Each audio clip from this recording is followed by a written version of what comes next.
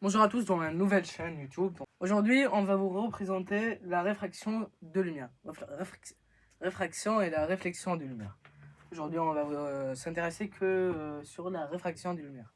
Donc tout d'abord, c'est quoi la réfraction de lumière?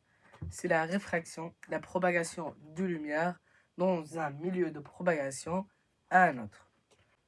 Donc, voilà une représentation graphique que j'ai effectuée. Donc tout d'abord, on va présenter le dioptre, ou autrement dit, la surface de séparation. Donc elle sépare deux milieux de propagation. Ici, on a présenté deux milieux de propagation, l'air et l'eau. Donc, on a représenté aussi deux rayons. Le rayon d'incidence et le rayon de réfraction.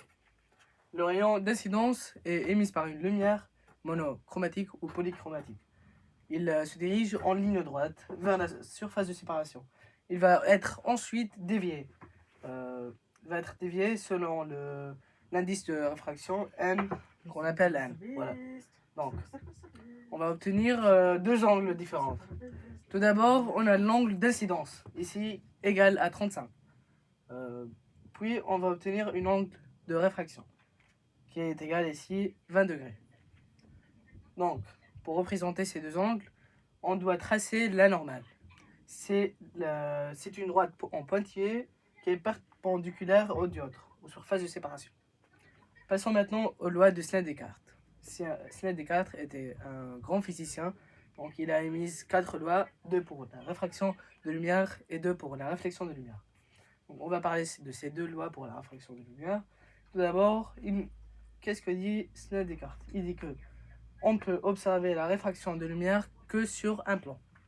Donc prenons l'exemple d'une feuille. Donc ici, on a une feuille.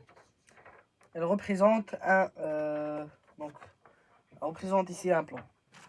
Ici, ce que l'on appelle un plan. Donc ce plan, on peut le... Passons maintenant à la deuxième loi de Snell-Descartes, qui consiste à donner cette relation. Sinus de l'angle d'incidence fois indice de réfraction du milieu de propagation numéro 1 est égal à sinus de l'angle de réfraction fois l'indice de milieu de propagation, l'indice de réfraction du milieu de propagation numéro 2. Donc, à quoi consiste cette relation? Cette relation permet de trouver une valeur. Par exemple, pour sinus I2. Comment on va trouver sinus I2 d'après ce graphe? Donc, tout d'abord, on va représenter les termes importants. Donc, on a ici I2, I1, qui est égal à 35 degrés. I2, qu'on n'a pas sa valeur. On la cherche. On cherche à trouver I2. Donc, on a I1, N1 et N2. N1, c'est l'air qui est égal à l'indice de réfraction de l'air qui est égal à 1. Et l'indice de réfraction de l'eau qui est égal à 1,63. Donc, c'est bon, on n'a qu'à remplacer par les chiffres, les valeurs. Donc, voilà. Le chiffre, on a sinus I1 fois N1.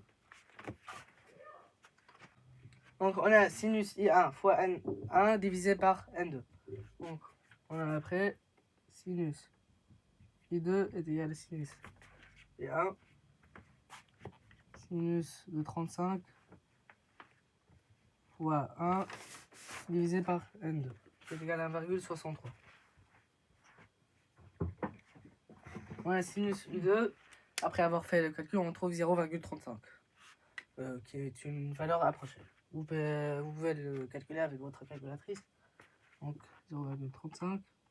On ne s'arrête pas là puisqu'on a trouvé sinus I2. On n'a pas trouvé la valeur de l'angle. Pour trouver sinus I2, on doit faire arc sin I2. Arc sin 0,35, ce qui fait 20 degrés. Donc on a trouvé l'angle de réfraction d'incidence qui est égal à 20 secondes. J'espère que cette vidéo vous a plu. On va prochainement faire la vidéo sur la réflexion de lumière.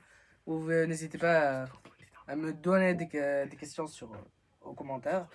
Et je vais vous donner des exercices à faire à la maison pour s'entraîner et avoir une bonne note en physique chimie. en physique chimie.